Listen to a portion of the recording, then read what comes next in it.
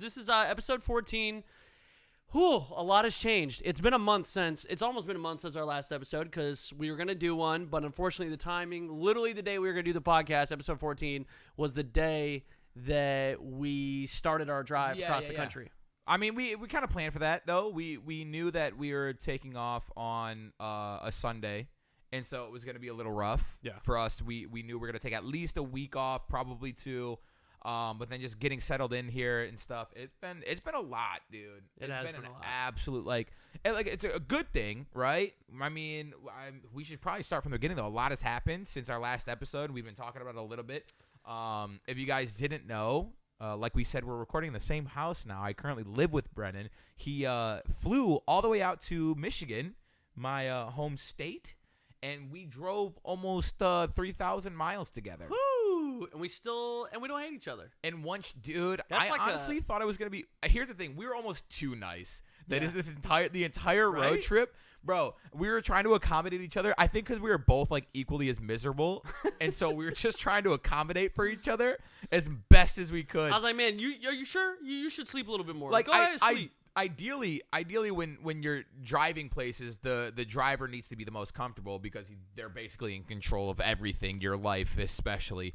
And so, like, when I was driving, Brennan was like, oh, we'll listen to your music and stuff like that. And then Brennan was driving, and he was like, wanted to listen to an audiobook, and we just couldn't get it to work. And I was like trying so hard to like get like podcasts and his stuff to like all his music to work. And he was like, no, dude, it's fine. I don't care. Oh no, this is good. We basically listened to my music the entire ride here. And he honestly, was just like, though, like if we had listened to, because I was gonna listen to one of the audiobooks for The Witcher. If I had listened to that at like 4 a.m. when you were sleeping, it might have put me to sleep. Which would not have been ideal. Right. So like your music was like, at least it was keeping me awake, and that was the most important part. So I was like, all right, this is acceptable. I can roll with this. So, but yeah, a lot has changed. Vern's moved in. Which is kind of for me thrown my schedule completely. I don't know. It's completely different.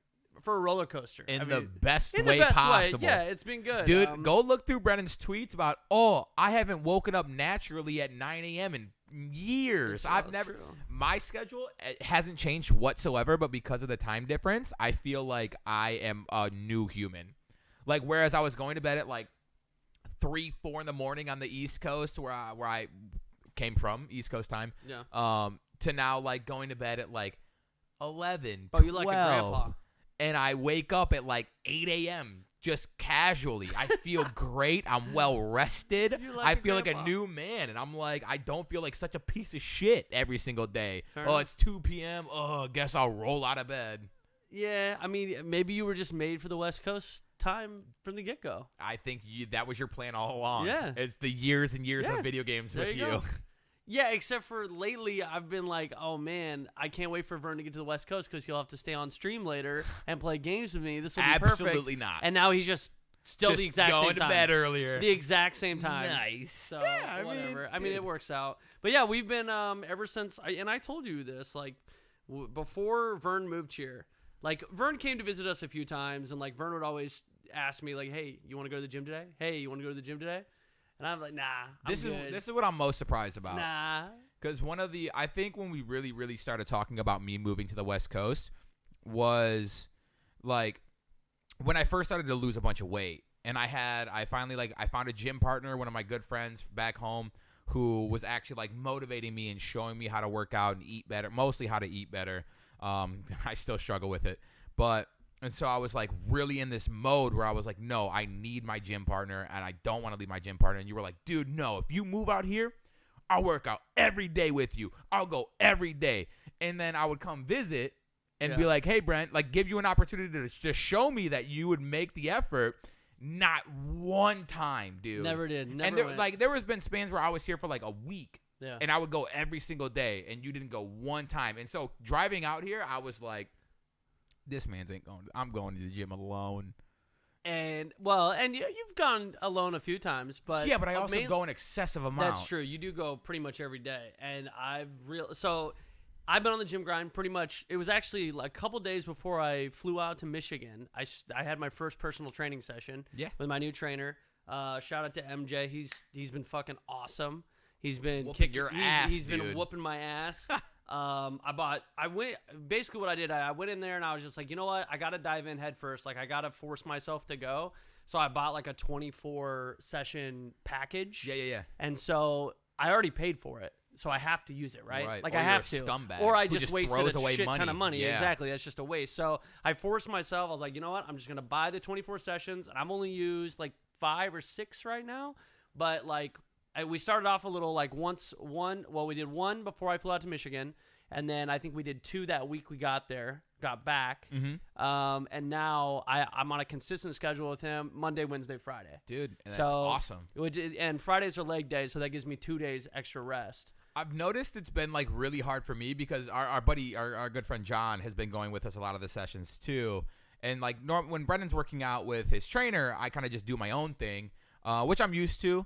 But John would come with a lot, and John's been working out with us, and it's quite a challenge for me because I've been working out so consistently for so long that like there's little things that I don't think about. Like of course I try and help you guys and guide you guys as much as possible, but then like I'm sitting there doing like 4 to 5 sets every workout, and I'm doing like a ridiculous amount. Not only that, but you're working out every day, and I'm working out every single day. I was trying to keep up with you, but like my body was, because first off, I haven't been in the gym in like literally 10 years. Yeah. So like my muscles are just not used to working out. Right. So I'm going in there, and then on the next day I'm sore as hell, and I want to come and do another workout, but I'm like, dude, I can't even, like my arms haven't healed from yesterday's workout, or like.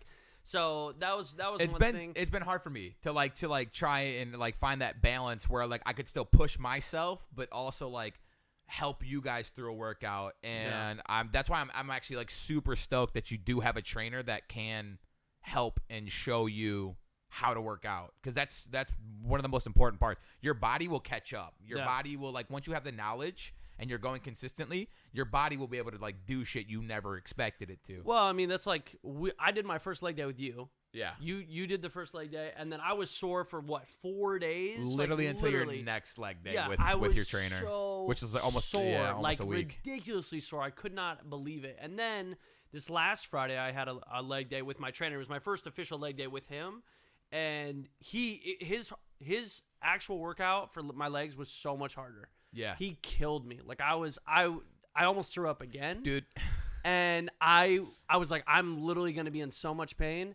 And really, my legs were not nearly as bad. Like we went hiking 2 days later, and then today my legs feel great. So the thing is like with my leg day, it was like more like compound, heavier movements, and so it was exhausting, and it like really broke down the muscles. But y'all, I was watching you guys. You did like 3 different sets of lunges, and that alone is enough. Yeah, that alone is enough to make me throw up. I'll maybe do lunges like every other leg day. I hate them, dude. I hate them. When he said that, I mean, I remember doing lunges a long time ago. You know, everyone knows lunges, and fuck lunges, dude. God. Every time I looked over, dude, you were doing lunges just somewhere else in the gym. I was like, dude, this is not okay. Oh, I was dead. I could barely, like, well, shoot. Today we worked chest and arms. Yeah. And I was driving us back from the gym, and I legitimately I was struggling turning the wheel of the car. Yeah. Like, that's how sore I am. But I don't know. It's good, man. I'm to the point. I don't dread it. Like when we like 2 years ago, I literally got my gym membership, and I would go with Taylor and Cody, our friends. And Steph would go too, and like we went a couple times, but like every single day I was just like, dude, this sucks. I don't want to go.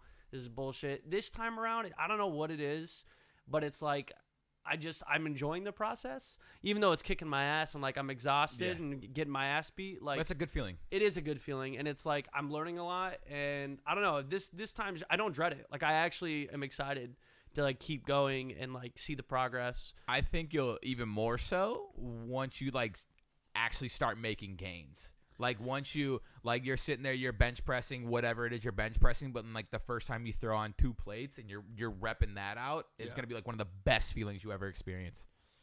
Yeah. So I mean I've already seen little gains, like, but I mean granted I've only like 2 weeks, 2.5 weeks. Yeah. So, and you know, a lot of it is mental, dude. A lot of it. So even like right now, you go in there and like you're struggling to lift a certain weight, and it's 100% mental. Like you can for sure, I am 100% confident that you physically can lift more than you are.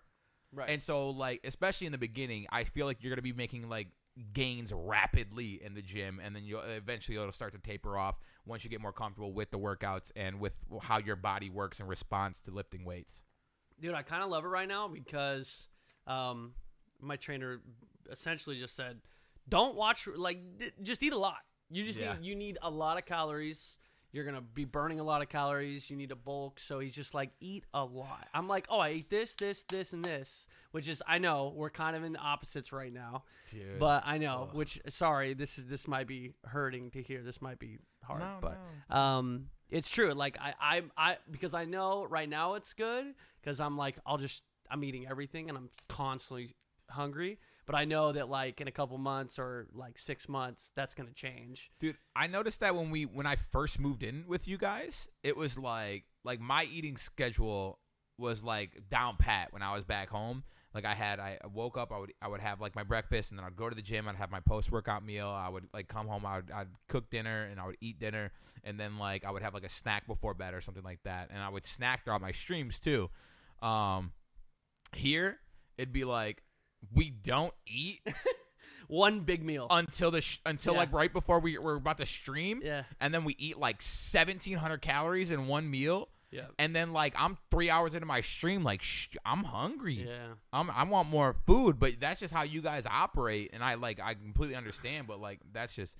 Well, no physical exercise, literally just wake up, do our like daily routine, and then you sit down in front of a computer. But you want to have something so you're not hungry while you do that. Right. So I would eat so much food right there and then. Yep. And then by the time I'm done streaming, it's like, it's late at night. So it's either I eat right before bed, which I know isn't healthy, or I just don't eat. I'm like, it's time for bed. I'll just sleep and be hungry in the morning. I mean, with your schedule, eating before bed is not necessarily unhealthy. The reason they say it's not good for you is because it's usually extra calories. So if you're shooting for like 2,000 calories a day, if you're eating right before bed, you've typically already gotten those 2,000 calories in, and now you're eating like extra. Right. But your actual like your like digestive system and like your metabolism and stuff, it never stops. It works 24 hours. I forget the actual word for it, but the whole like, oh, you shouldn't eat before you go to bed because your body won't burn off the fat. That's a complete myth. All right. Yeah, fine. so dude, load it up, dude. Load it up. All right, dude. I'm gonna go literally get some cheesecake once and just start pounding. When it I right read before that, bed. when I read that, my late night snacks are like one of my favorite things now. Like I'll like save my calories and literally will take like a bag of like protein chips to bed with me and like just sit there and eat them like a troll, like right before, like a troll. Love it. Yeah, I don't know. That's what trolls do. I guess. I don't think that's what trolls do. Well, not internet trolls, but like trolls under the bridge, and they get their food and they're like.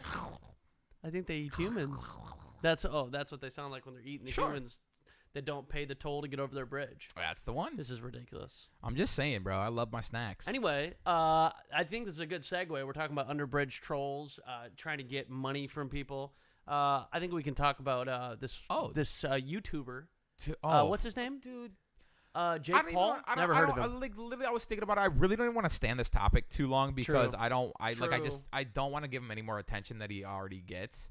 But so it was just really ironic today because I read an article yesterday and then he made a tweet today. But he made a tweet saying basically that anxiety is just made up.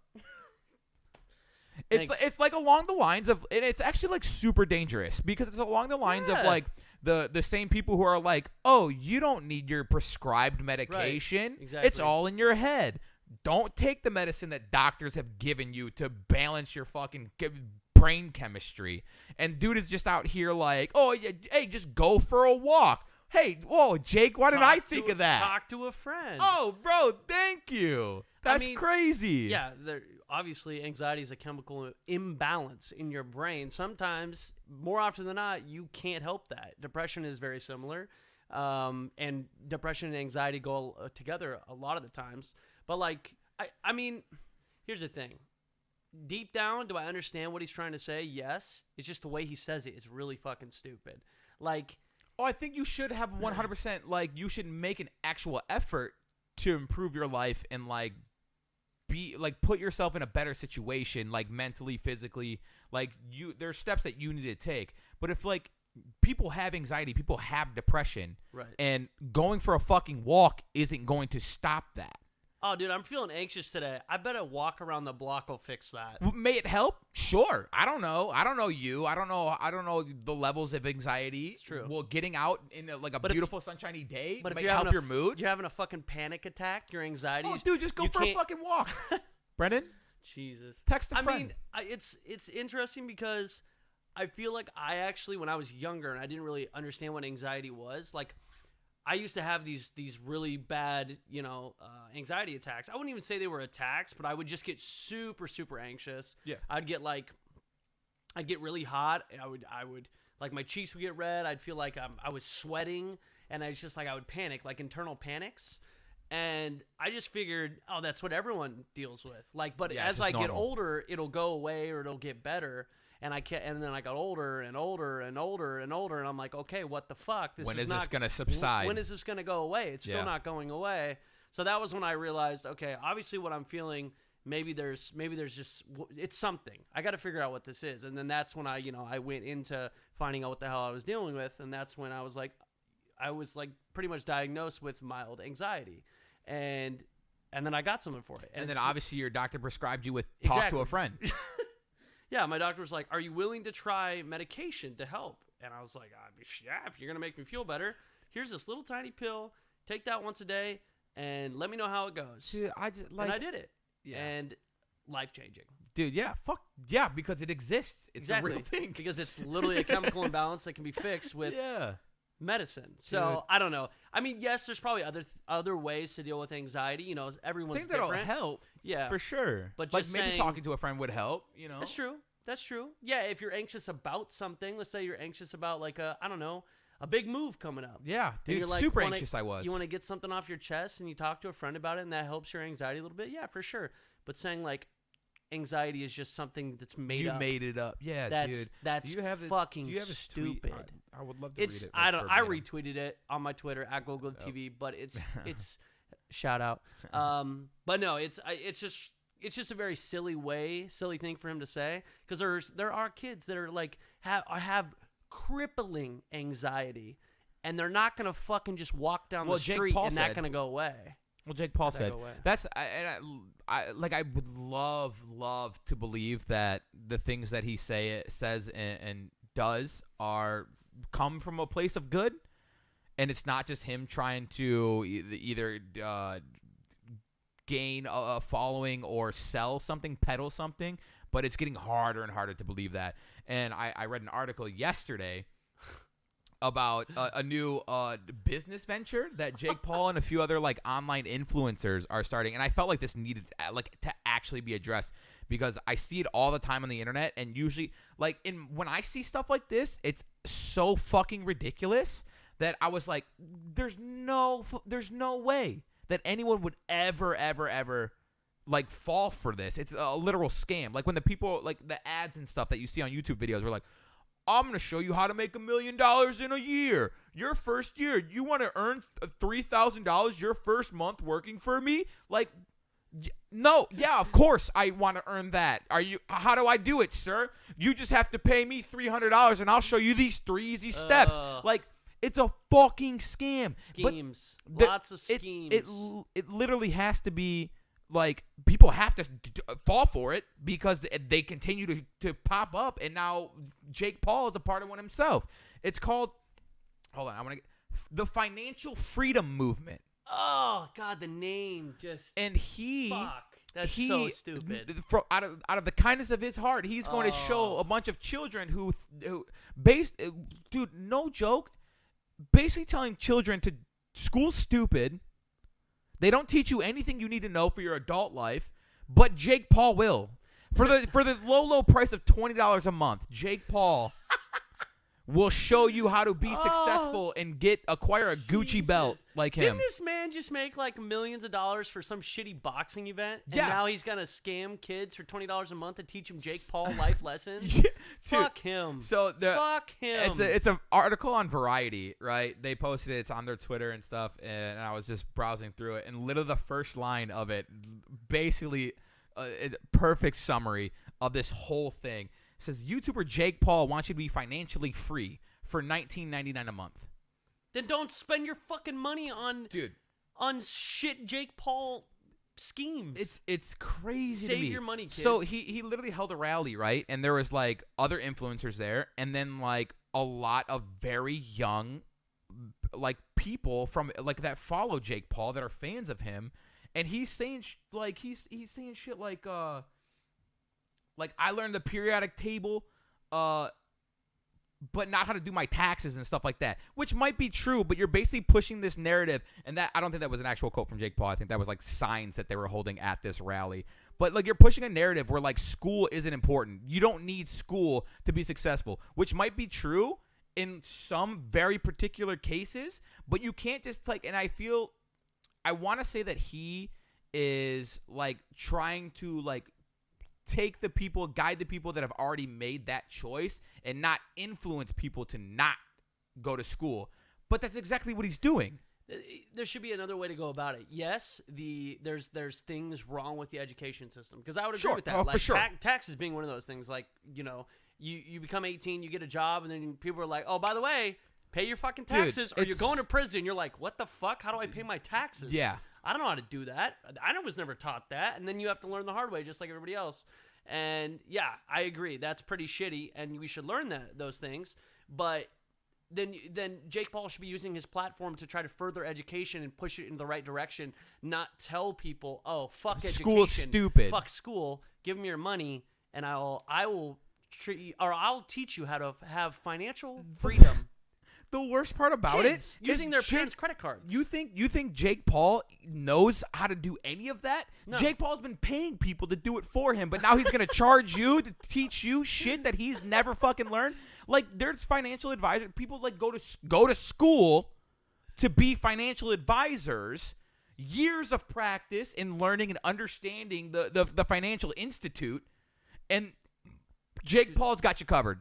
Why go pay a financial advisor to invest your money when you could just give Jake Paul $20 and he'll show you how to do it? Dude, I just don't fucking understand it. But it scares me because I feel like there's a lot of kids who are going to be like, see this and be like, oh, I want to be like Jake Paul. I want to be an influencer. I want to be a YouTuber and just fucking like, okay, Mom, let me get that credit card right quick. Well, that's exactly the issue. And you showed me a video earlier today. About a previous business venture. Jake Paul has already kind of done something like this. Yeah. So it was called Edfluencer. Edfluencer. Edfluencer. Yeah, it was like Edfluencer was just like education to be an influencer. To be an influencer. So basically, he told his platform or his fan base, hey, sign up for $7. This was the worst part. Yeah, oh my God. It was $7. Join right? for $7. So you go to their website, edfluencer.com, which in 2020 does not exist anymore. So you'd go there, you'd sign up for $7, and then another screen would come up, and this was the $7 was supposed to be so you all had access. Yeah, all access. That was you for the unlock courses. Everything. You get to watch these little videos that Jake Paul made, and it gives you kind of a breakdown of how to become a successful influencer, and it gives you, I don't know, lessons in different areas. So the $7 was supposed to cover that. Well, you'd pay the $7 to join the website, and then another screen would come up and say, for $58, you will finally have access to another everything. paywall. But another that's the thing. paywall. So, like, imagine a child gets their, for whatever reason, gets their parents to Which be like, happens all the okay, time. yeah, okay, I'll give you $7 for this website so you can further learn how to be a YouTuber. I'm going to support your YouTube career. Well, now your credit card is already in, like, the website system, right? And so now that they're past that initial paywall of $7, well, the kid, all he has to do is just one click, and that's another $60, $50, and off their mom's credit card. Yeah, that, and I mean, for all we know, auto renewals. Yeah, you know, and auto renews every year or something. But so this was in 2018, correct? I think it was like maybe late 2017, early 2018, something like that. So this website no longer exists. You can't even search it. You can't find out. You can't even, like, there's no contact for it. The last post on their Twitter was like November of 2018. Yes. And it was all sales. 60% off, 80% off, just trying to peddle a product just that didn't exist. Buy this product, and then the website was gone. So imagine being a kid, super excited, being like, Mom, like this is what I want for my birthday. This is what I want for Christmas. Like I have a passion. I want to be like Jake Paul. I want to be a YouTuber. I want to have this social media following and this influence. I want to be like that. It's $60, Mom. Can I do this? $60. Imagine how many kids probably want to do that. Jake Paul got to do that. Oh, Jake Paul's gonna teach me how to be a YouTuber, how to be an influencer online, like how to get my career started, my YouTube career. The worst part. So there was it showed some of the videos, some of the lessons that he recorded, and it legitimately looks like he films them all in just one sitting, and he's just bullshitting. Like there's a topic, and he just bullshits. It's just generic garbage, which is the majority of those types of videos. Like, oh, do you want to learn how to be successful? I'm going to give you my top 5 steps after you give me $200. Like, you know how there's kids, like when you go to a streamer and you're like, man, I want to become a streamer. I wanted some tips. Oh, I'll send this streamer a dono. $5. I'll ask him, hey man, you have any tips for streaming? It's like that. It's like, generic stuff. Yeah, which like, a streamer will will let you know and try to help you, right? But that's, you're throwing $5 just to ask him a simple question. This man started an entire platform and charged $60 to essentially answer those types of questions. It's mind-blowing to me, and this was years ago, and now here he is again. It is slightly different, right? He's attempting to be a financial advisor now, which is completely unqualified for. Completely unqualified. Oh, that makes me angry, dude. Yeah, it's just really weird. I'm excited to see what comes of this though, because I feel like his previous adventure really didn't get a lot of traction. It didn't take off. So the video that we referenced earlier was from Drew Gooden on YouTube. He's a Viner YouTuber, well, ex-Viner YouTuber and stuff. He's super funny. I love his content. And he was saying he was shocked that Jake Paul wasn't getting more shit from it in the moment. And now we literally seen this, and Jake Paul's been on the Twitter feed the last 2 days with this garbage. Jesus. I mean, they say bad publicity is good publicity. Any publicity is good publicity. But, man, I don't know. In this day and age, I feel like, especially with cancel culture, I don't know. I feel like he's so big, cancel culture can't even affect him. Like, it's so obvious. There was 2.2 million views on that video of calling Jake Paul. I mean, it's very obvious what Jake Paul is doing and what he's done. Yeah. No one cares. His fan base doesn't care. I feel like there's a lot of that's the thing, is like it's just a bunch of children, and that's where the money is, which is why from now on Brothers to the End is gonna be a kid friendly show. It's every day, bro. No more curses. It's from every us. Day, you frickheads. Yeah, all right? You stupid idiots. No, God no. Give us. I just could never lower myself to that point. I don't know, man. Like. It's frustrating. You just wish they would use their numbers for good, their influence for good. That's why they're called. They don't give a shit about that. I feel like a lot of people in this industry don't give a shit about a lot of things. They just want money. They go, I'm cashing out. I will do anything and everything I can to make X eyeballs. Turn that into dollars. How do I make as much money as possible off those people?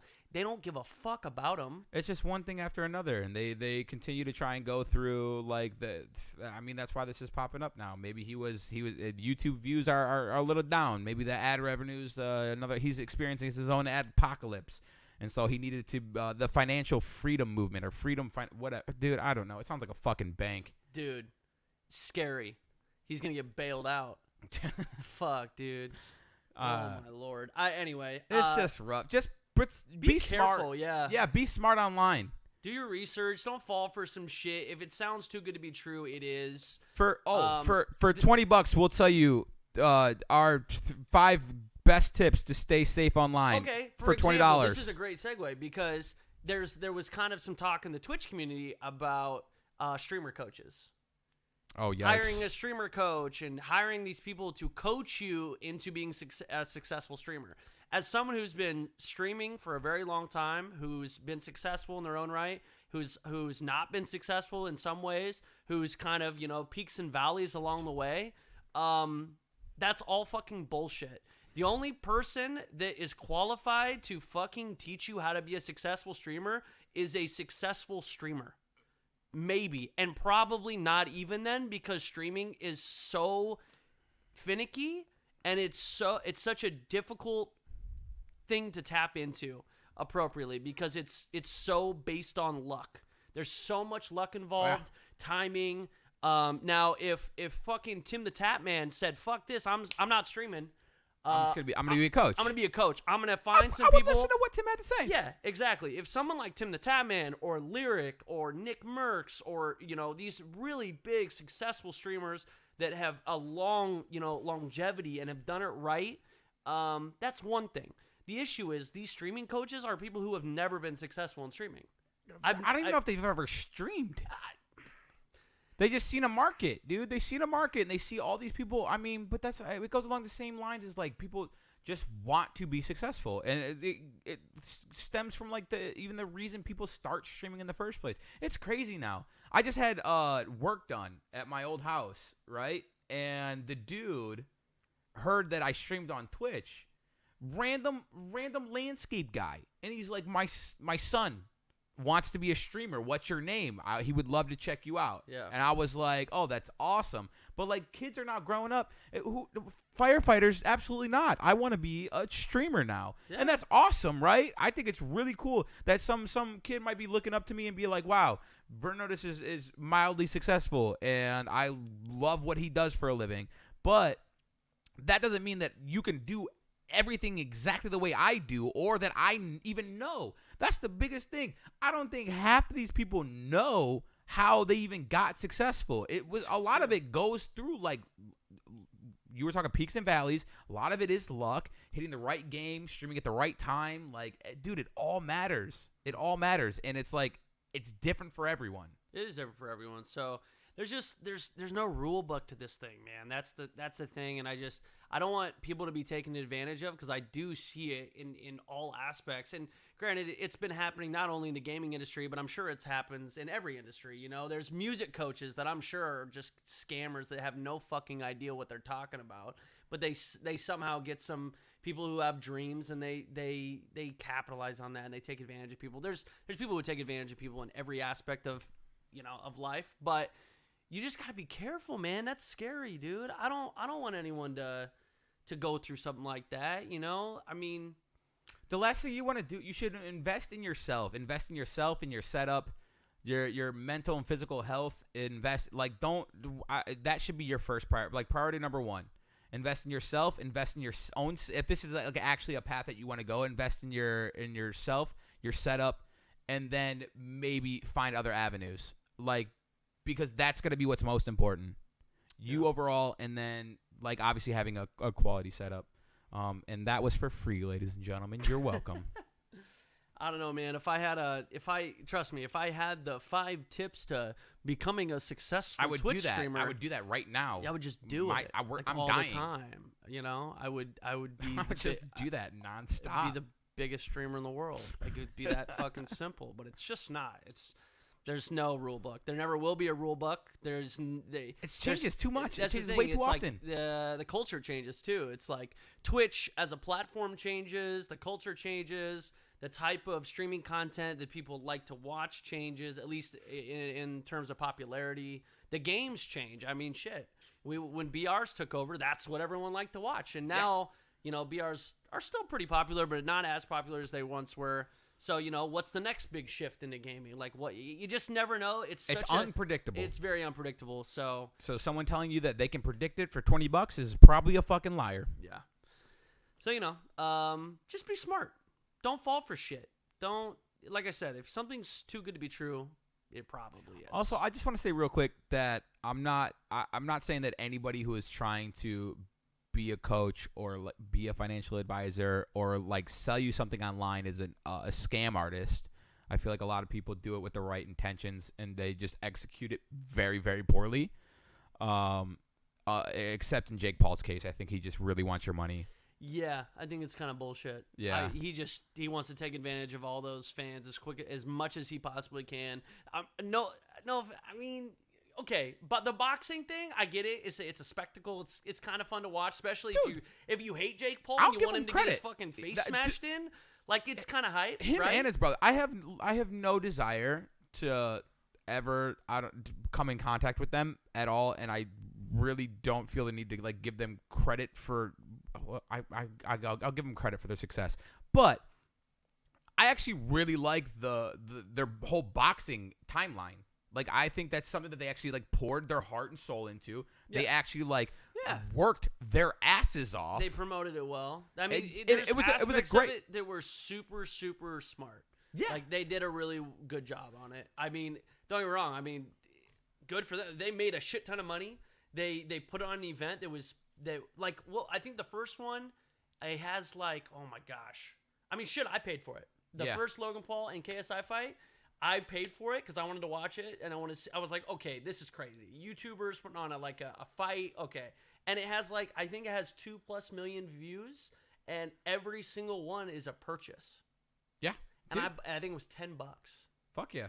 So that's awesome. That doesn't include doesn't include sponsorships. Doesn't include all the other money involved. Oh, they made millions from that. Bank, just absolutely, and they've done it now. They've done it twice. 3 times? I think the only reason I really am cool with that whole thing is because it wasn't at the expense of 10-year-olds asking their moms. I mean, I'm sure a lot of children probably tuned into it, but they needed their parents' permission and stuff.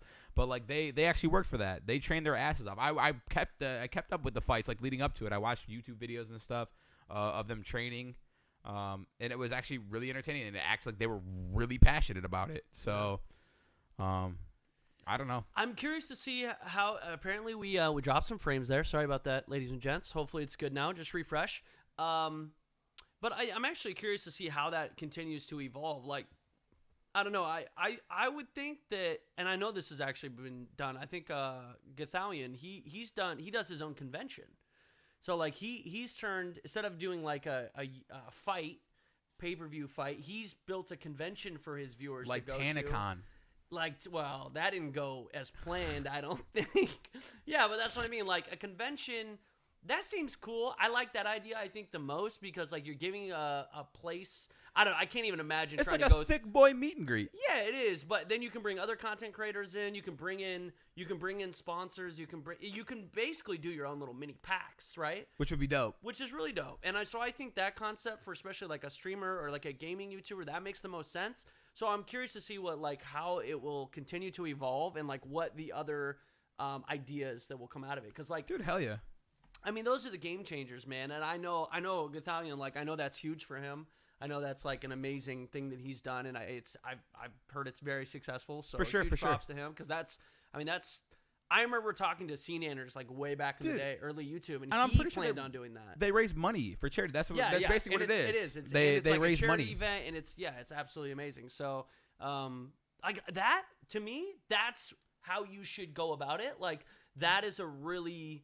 That's using your platform for good. Yeah, exactly. That's how rather you than should stealing use your from platform. children. But then again, here I'm little Gold Glove. I'm not Jake Paul. He's fuck you. I'm gonna wipe my ass with money. You're an idiot. You don't know anything. But I don't know. I would never use my platform like that. And I think Gathalion, he's doing it right. It's amazing to see what he's done for not only his community but just gaming as a whole. It's actually really impressive.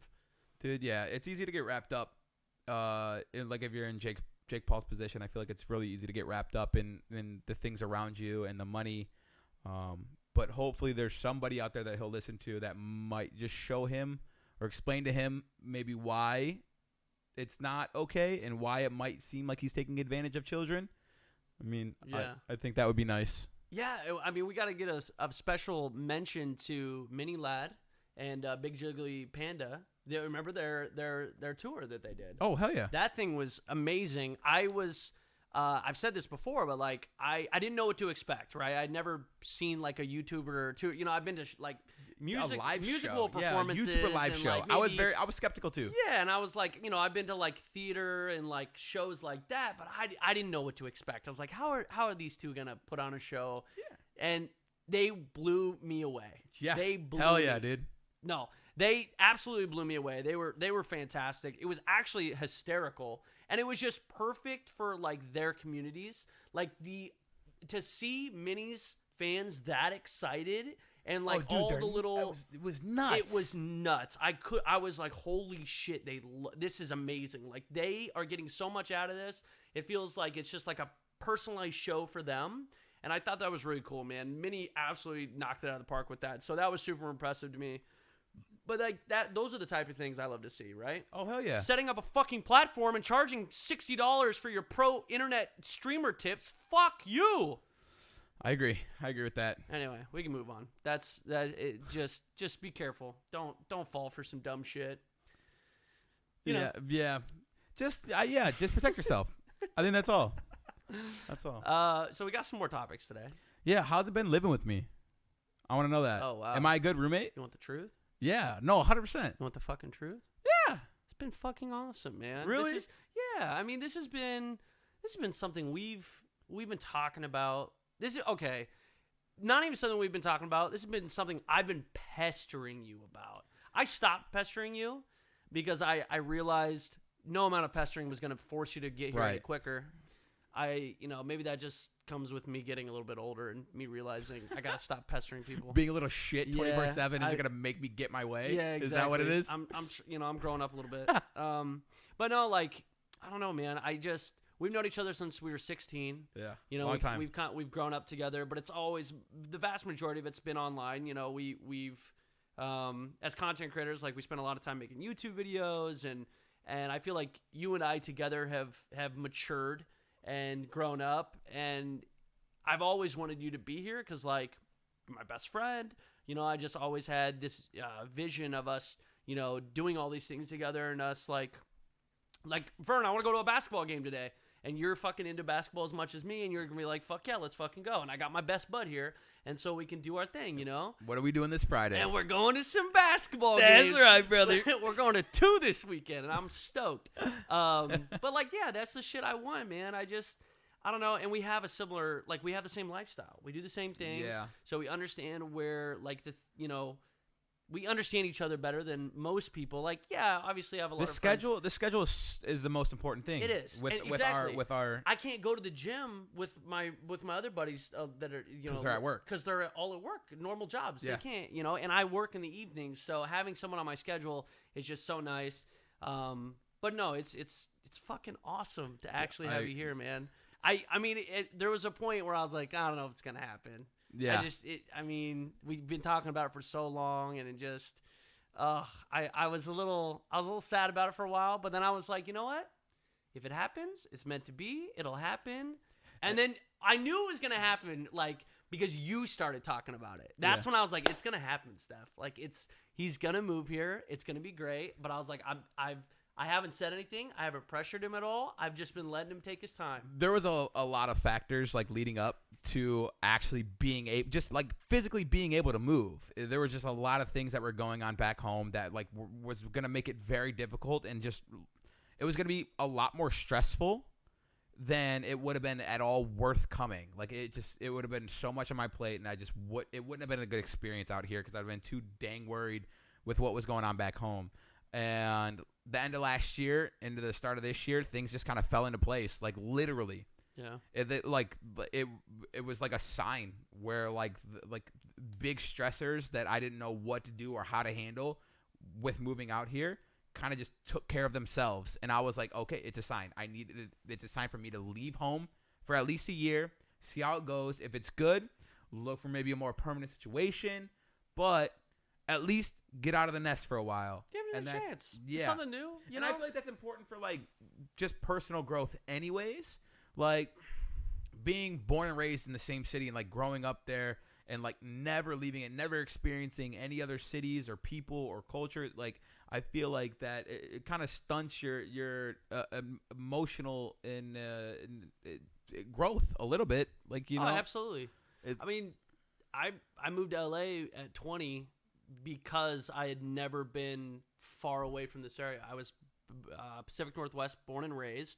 You know, I really bounced around, like, a little, you know, city to city, but nothing major. Right. And I was like, I need to leave the nest. I got to flap my wings a little bit. I got to go, you know, I got to go check out what life is like. So I did it. And for me, I fucking hated it. Like, I did not, I mean, I enjoyed the people I was around, and maybe at a different age it would have been different, but, like, I just didn't like LA. I gave it a shot, and I just wasn't into it. But I lived there for almost 2 years, you know? So I gave it time. and then I realized, man, I want to be back there, you know. Sure.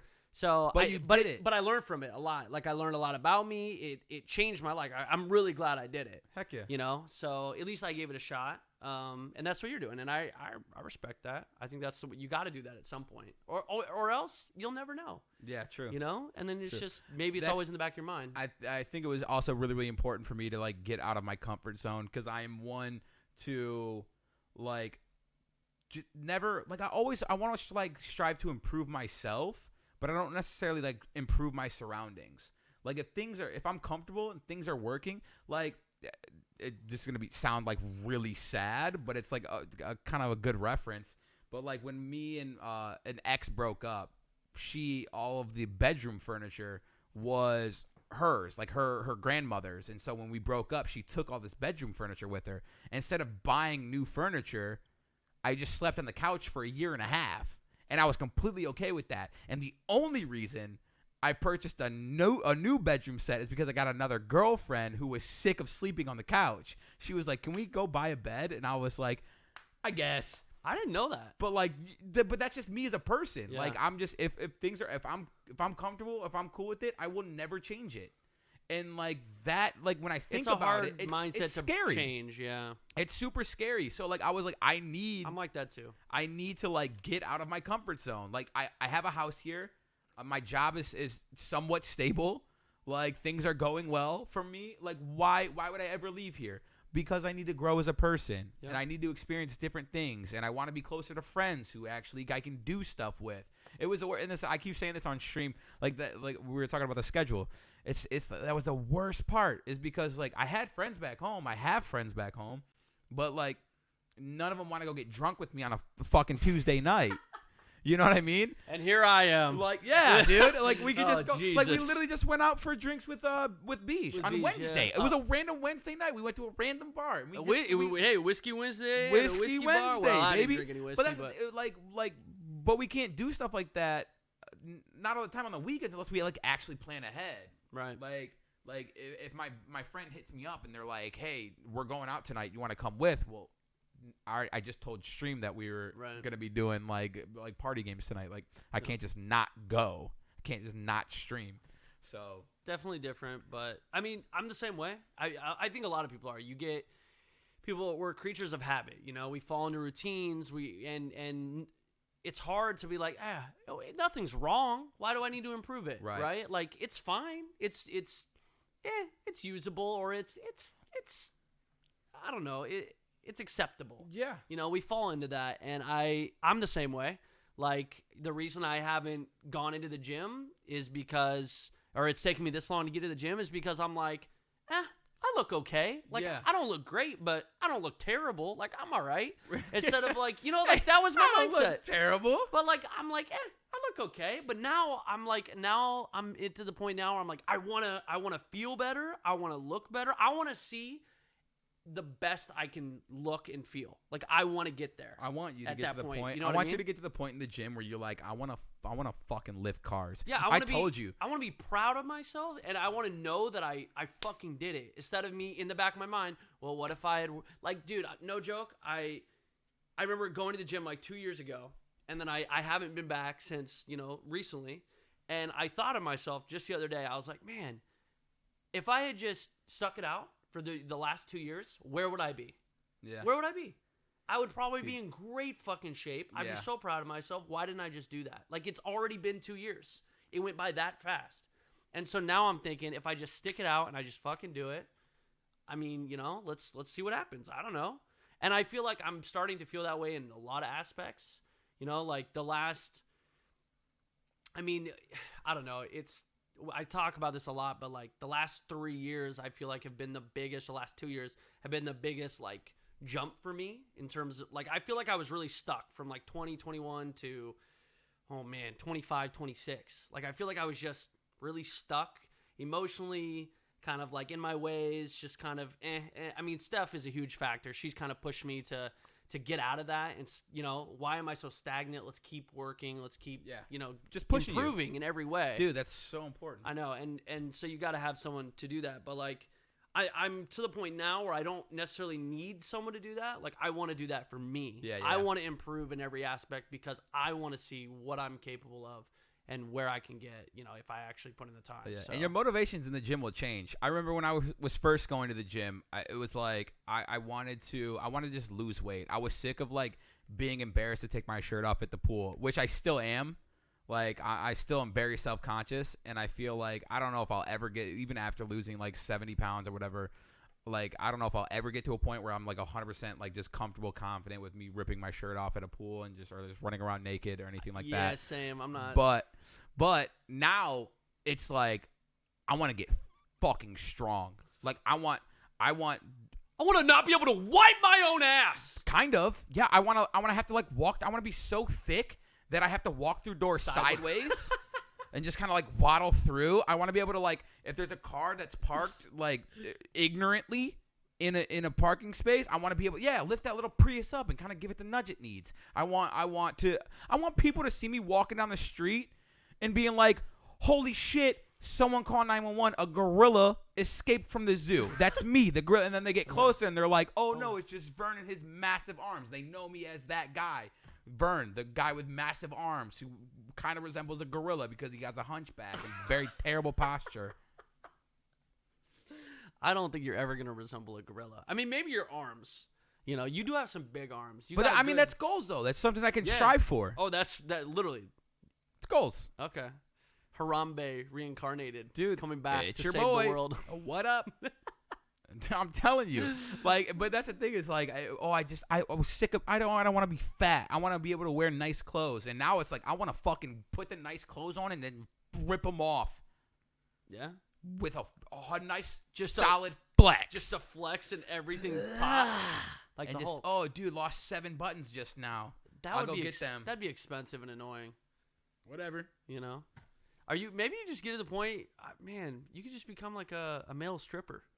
I would. You become a Chippendale. That's the thing. So, this we're gonna go down a whole another path here right now. Okay. But it's the Chippendale path. But a lot of our friends and stuff now are doing like OnlyFans. It's literally flooding my Twitter. Oh, our idea. And I want to do an OnlyFans. I want to produce, but not tasteful.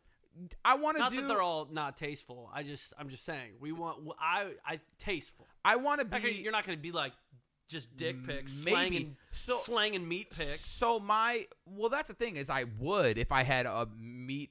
If you had just a giant nice dick, meat, that's true. Yeah, me I too. totally would. If I had just a 12-inch dick, I would just. But nobody every day, different angles. Nobody wants to see my fucking tiny dick. So what I want to do though is because I want to do it more for like me and to like help build my confidence. I really want to go like hire a professional photographer and take maybe sexy photos. Ooh, but damn, I also want a 6-pack first. Ooh.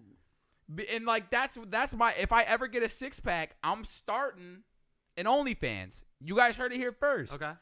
Judge me, say what you will. I just thought of something. You could still do your cooking streams on OnlyFans, but wear only an apron. I would do that. I would see my ass. Actually, I don't know. My ass is mad hairy. I'm just saying. Well, you could get it waxed or something. I would have to get it all waxed. Get up in there in the grundle. Oh yeah, so we just recently. Well, I just recently started backing up my cooking streams. Yeah, I know. And they're gonna be like the OnlyFans exclusive content. Yeah.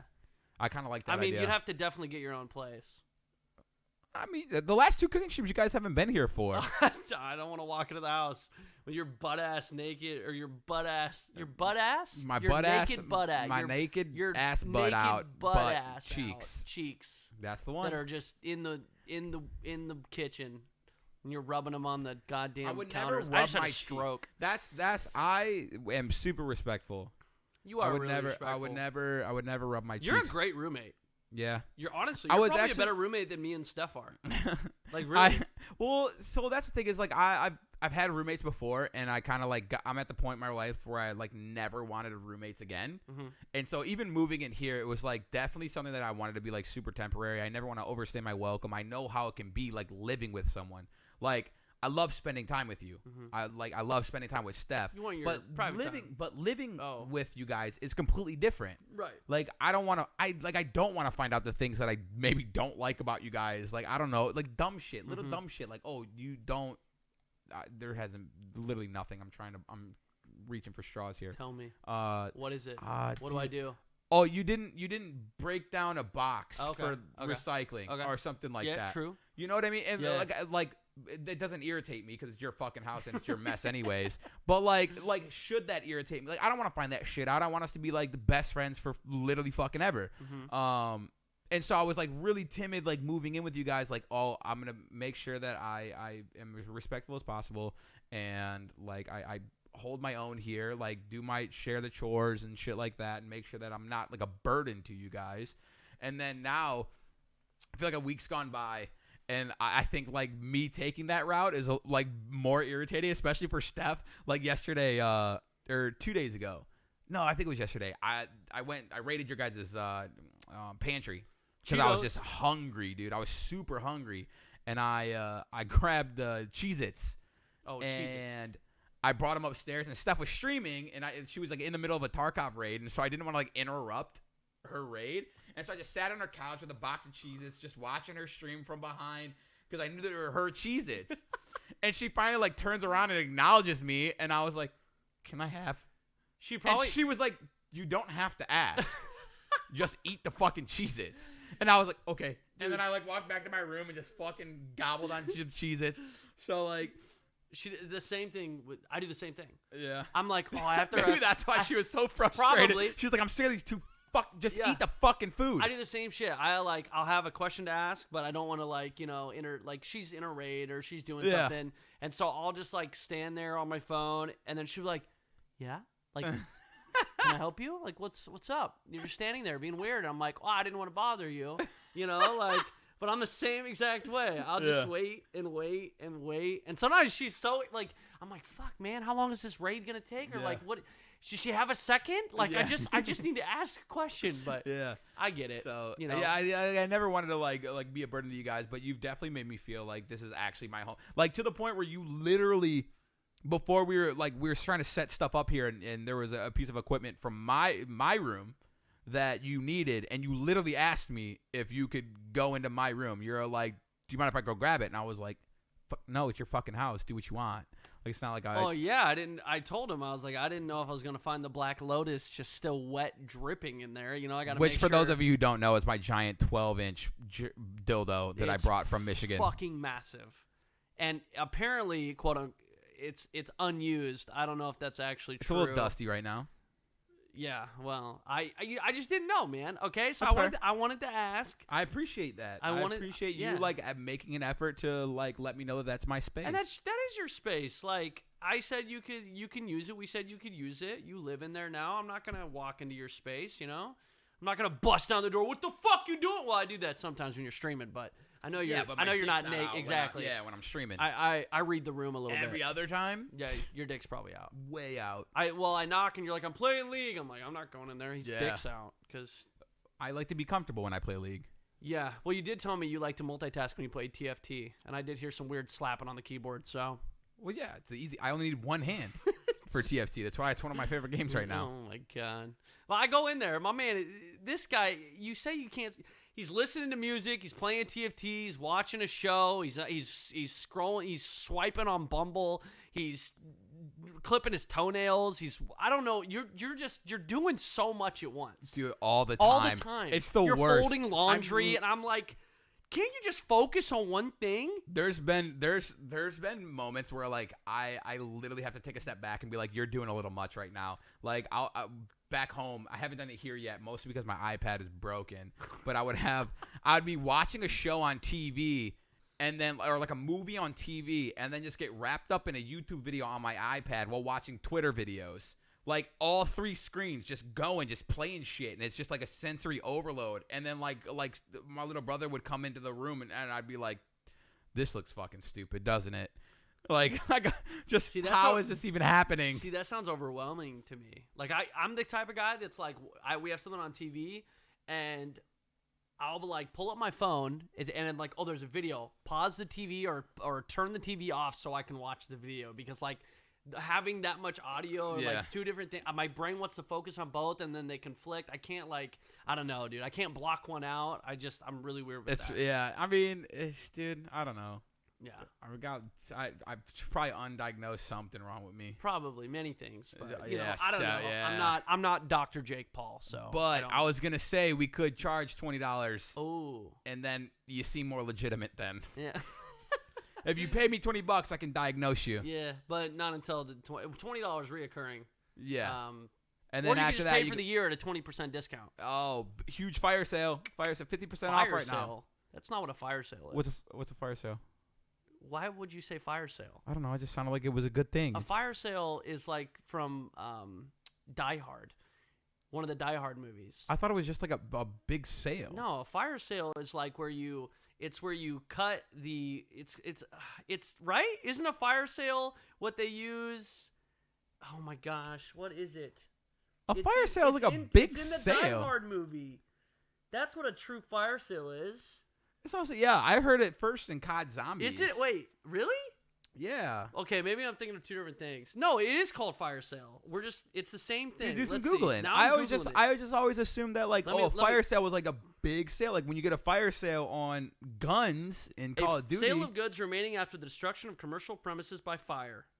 Oh. Wait, actually? A sale of goods or assets at a very low price, typically when the seller is facing bankruptcy. There. Yeah. Okay, that is not what I thought was a fire sale. Well, hey, we all learned something You today. learn something I new probably every didn't day. use it in the right context either, but Why? What am I thinking of? Something different?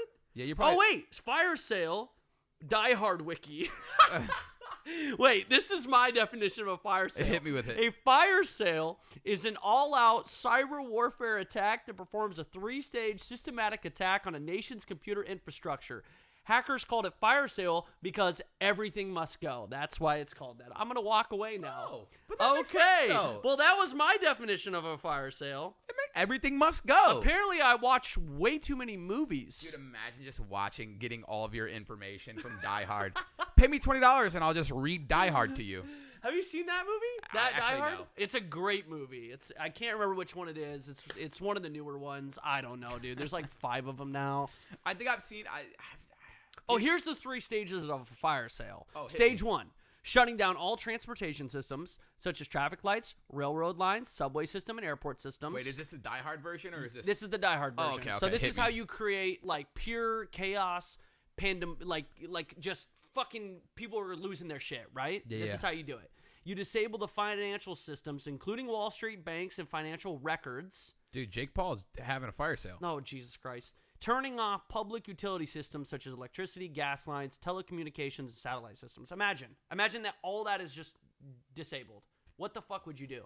Dude, I'm in a fucking panic when my Wi-Fi goes out. We'd be in a well, that's part of it. It's just on a larger scale. Yeah, dude. Yeah, I know. Cut my actually, it's Wi-Fi, true. just kill me. Jesus. What? If I don't have Wi-Fi There's more to life than Wi-Fi. without, okay, assuming You're I right. have a You data can't swipe. plan. You can't swipe on Bumble without Wi-Fi. Oh, you yeah, can. my You connection got data. sucks out here. Well, you're gonna have to swap to something else probably. Yeah, You could read a book. Books are. They have. It's like listening. It's like listening to words with your eyes. Jesus. For those of you listening right now, I'm face palming super hard. That's what it is. It's listening to words with your eyes. Yeah, that's literally what reading. Is a that book what you just said to me?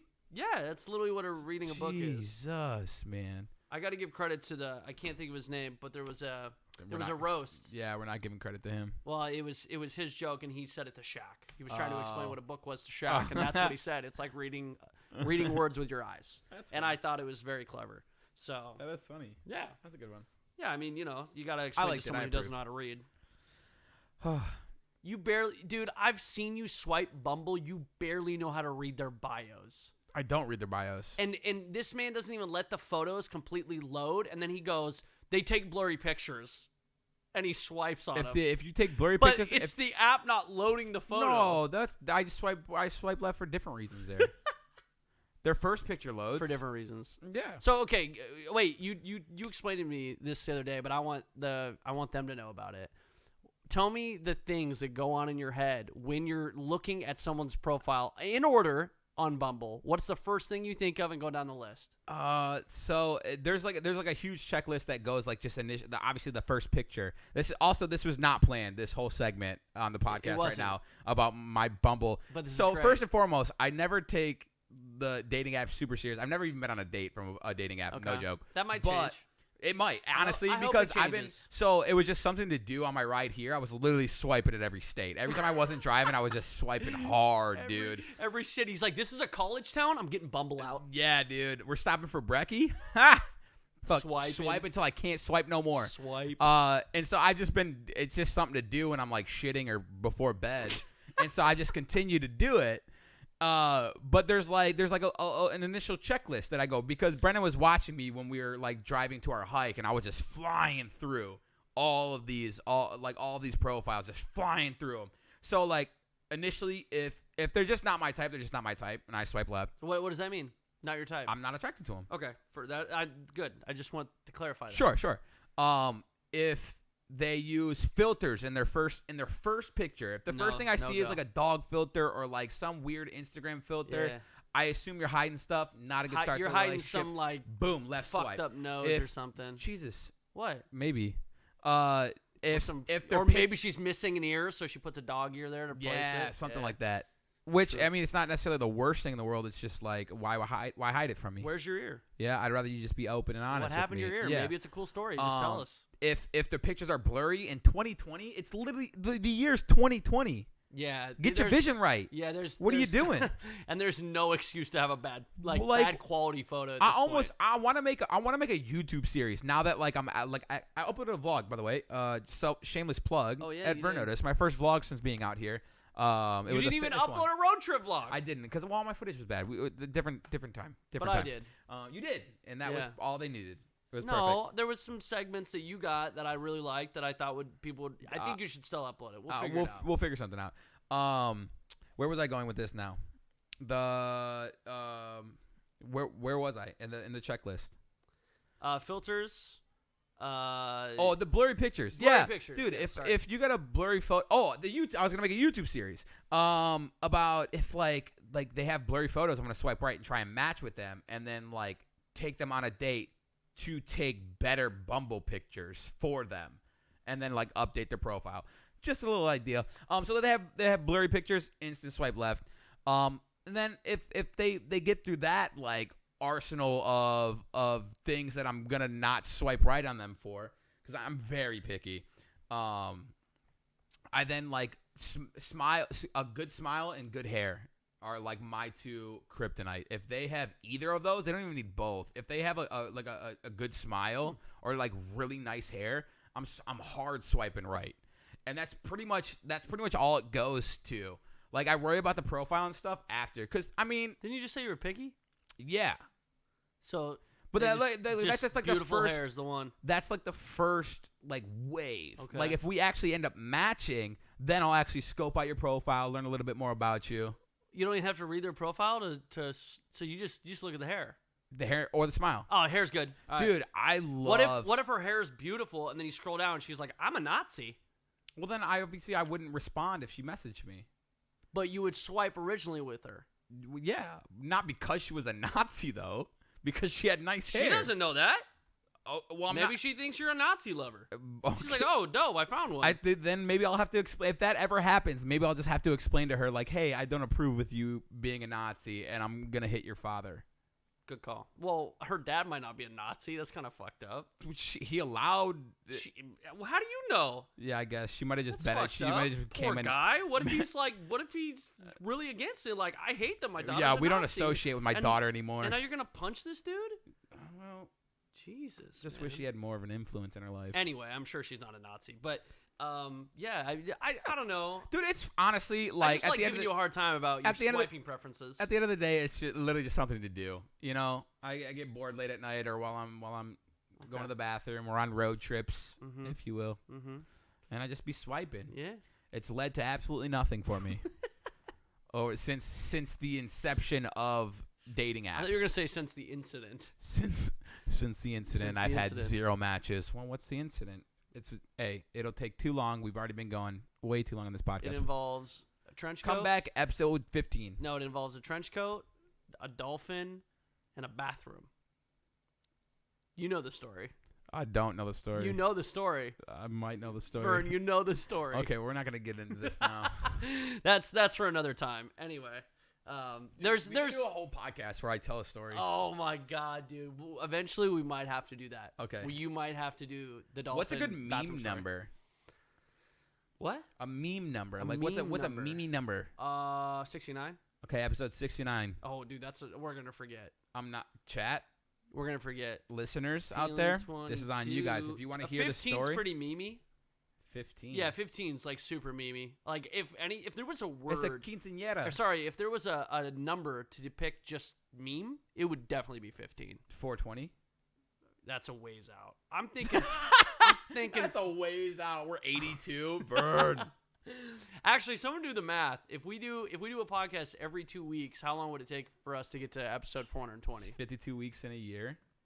It's 21 podcasts a year. That's it? Yeah. Dude, we might have to start pumping those numbers up. 21 divided 40. Jesus, 42 way too divided by long. 21. Way too long. It's 20 years. What the fuck? Around there. How many episodes does PKA do? Do they do one a week? They might do like 3 a week. Really? Aren't they on episode like 300? That's They've crazy. been doing it for a long time though. Like the Joe Rogan Experience. How many episodes is that? I feel like the Joe Rogan podcast happens every Oh, day. but yeah, true. That's very valid. Man is literally never out of content, and he has the most interesting guests. That's what we're gonna work on. I want the podcast to get to a position where we can like literally fly people out, like just interesting people. True. Like, hey, we want to talk about All-Star Weekend next. Let's Yes. just fly out, Bro. Paul George. That Hey, would be amazing. you're on injury right now, But but did you probably watch Yeah. Good one. Kawhi Leonard, All-Star Game oh, MVP? Man. Uh-huh. That would be, I would fucking love Kawhi, dude. That would be incredible. That would be the greatest thing ever. That's what I'm saying. Like, I want this podcast to get to that point. Also, to help us get there, you guys, make sure you on Spotify, iTunes, wherever you're listening to this, make sure you guys rate the podcast. Dude, yeah. Leave a review. Leave a review. Yeah. Let us know what you guys think of the podcast. I want an honest review. Yeah, honest review. Okay, actually, you guys are going to listen to this right now. Leave us an honest review, Please. and then maybe next episode we'll read some. We'll read one of the reviews. Let's read out some of our favorite reviews. I think that would actually be really funny. That would we be got good. we got some heavy memers in our chats. I think, yeah, we do. So you guys write some reviews on those sites. We'll go through them next time, and we'll read one of them. And They're about to shit on us. dude, they are. They're about to be like. Please don't. 1 out of 5. I don't like the way Vern's lips were chapped. Yeah, honestly, just be honest. We we'll take criticism. We take criticism for the most part. But if you want us to fly Kawhi Leonard out, You better give us 5. 5 stars. Baby. Otherwise, we're never gonna get a shot. Otherwise. But that would be. I think that'd be incredible. funny. Yeah, I think that that'd would be really that would good. be a good segment. We'll definitely do that for next time. So you guys got 2 weeks. Get in your reviews, and we'll read one, or maybe we'll read a couple. I don't know, but we'll see. What were we talking about? All-Star Weekend. All-Star Weekend. Well, we Yeah. weren't talking about All-Star Weekend, but we can start because that just happened. Yes. First and foremost, we haven't done a podcast since the passing of Kobe Bryant, who Yes. I know hit both of us very, very hard. I mean, I was telling you, literally, we were talking about it yesterday? I think we Yeah, were during talking the about it All-Star yesterday. game when we were Yeah. watching. Yeah, we were watching the All-Star game, and we saw the Kobe tribute, and I was kind of telling Vern that, there's been some celebrity deaths in the past. There's been some pretty notable passings, but for me, I don't know what it was specifically. I don't know if it's just because over the last 3 or 4 years, I've become such a big basketball fan, and Kobe Bryant was just always one of those people that, he's iconic, right? He was a legend. Dude, he's just so respected. Everybody, yeah. I mean, even when he was in the league, he was on the Lakers, and as a Blazers fan, getting torched by Kobe and Shaq in the playoffs, I hated it. I hated him. I hated Shaq at the time. But post their retirement, and I only have respect for them and what they were able to do. For the game. Yeah, and what they did for the game and outside the game. But Kobe was one of those people. Shaq we got to see on TNT, and we got to see him in movies. We got to always see Shaq's personality and how goofy he is. But Kobe wasn't necessarily a goofy dude. Like, he was at times, but he always came across as, like, just extremely knowledgeable about the game. Yeah. Like, he knew so much about basketball, and he had this way of presenting it, and he had a way of speaking that, like, no matter what, any interview, anything he was talking about, I wanted to listen. Yeah. All the time. Like, I just as always, a basketball fan, you just cared what he had to say. yeah, and even outside of basketball, like, the Mamba mentality was something that was just really, you could see it. Like, the way he acted, the way he spoke, the way he played basketball, it was so obvious that he was a different type of competitor than pretty much everyone else on the floor. Dude, or at least he had a different way of going about it and explaining it. And so I was always super, super into that. Like, I loved that he was like that. So I don't know what it was, man, but this one, there was multiple times I teared up, like, when it happened, and I was literally speechless. Like, I sat on my computer, and it was unbelievable. I wanted it to be fake. Yeah, so badly. Yeah. I was like, no, that can't be real. Kobe Bryant. Dude, I didn't think it was real. He's when immortal. It first happened. Like, Kobe Bryant can't die. Yeah. He can't. Like that. And I feel like you were saying too last night that there was still so much more he had to, like, offer just the game of basketball. Dude, and yeah. like just the world with his presence. I mean, he was one of those people. I just assumed, like, Kobe Bryant was going to be in basketball or attached to basketball, or maybe he'd be an owner or a coach later down the road. And we were going to get Kobe Bryant in some other way for the next 30, 40 years. You know, I just expected that. That's what I thought was going to happen. And then, you know, it fucked me up, man. I was super sad. That was a really, really tragic, sad day. And not only that, but, like, the week before, I literally had just watched a video clip, and you know, the gif of him and his daughter, Gianna, floating around, and you know, I had seen the clip where Kobe mentioned that Gianna wanted to be the next Bryant, like the big Bryant athlete, and, you know, they didn't have a son to do it. Yeah, she was gonna be that, and I was like, dude, gonna be that. Yeah, I'm so excited to see her. Like, she's getting Her to that age. progression. She's going to get better. She has her dad, Kobe Bryant, who's going to teach her these things. She's going to be amazing. I just know it. I was so excited to see, like, where she was going to, you know, go with it. And when I found out she was on that helicopter as well, man, that Dude, I think awful. that was the point where it was real for me. Like, before, I was just denying it, and, like, I was tearing up, but that was the moment where I was like, this is Holy fucked up. shit, yeah. I don't know, I had this other moment, like, this other split-second thought where I was like, that was when I was like, life truly is tragic, and, like, life is very fragile, excuse me, and anything can happen at any time to anyone. Dude, yeah. Even a sweet, innocent person like Gianna, you know, and Kobe, like why her? Like, her. I don't know why, like, because she's just 13-year-old girl who hasn't even lived a life and hasn't got. What could she have possibly done? What could she have achieved? Like, that one fucked me up so much. I hated that. For sure, dude. And obviously, you know, we don't want to leave anyone else out on that horrible, tragic event that happened. Dude, everyone that lost their lives. It was sad as fuck. It was really sad. And, you know, it fucking sucks. Like, there's no other way to put it. It just fucking sucks. And yeah, I was really happy to see the NBA rename the All-Star Game MVP after Kobe. Dude, that was really cool. A little bit of an honor. So in honor. I want to get to, like, All-Star Weekend and stuff like that, and especially so. And I didn't realize it at first, but the way they structured the All-Star Game in the fourth quarter was a tribute to Kobe. Yeah. It was whoever in the fourth quarter, the team who was in the lead, like, the end score was going to be 24 points plus whatever they had currently. Yeah. So that's why. And initially when they announced that, like, oh, there's no time limit. They're just playing to 157. I was like, well, that's kind of fucking lame. Yeah, that's right. Like, that sucks, because we're, like, potentially it's only 24 points and they're at 150 already. So they're averaging 50 a quarter. Basically, we're getting cut short half a quarter, which wasn't the case. It turned out to be one of the most brutal NBA All-Star games we've ever seen. It was actually kind of crazy. I didn't expect it, because, like, past years, I mean, we even went to, like, NBA All-Star Weekend, 3 years ago now? Yeah, something like that. And we went to it, and it's definitely it's a lot like the X Games is the way I would explain it. It's like on TV, super fun to watch. Like you get to, especially X Games, because It's made for TV. It's made for TV. There's a lot of these events that are literally made for TV, and NBA All-Star Weekend is one of those events. Yeah, for sure. It was not as fun being there live, or at least it was harder to kind of get follow everything. Yeah.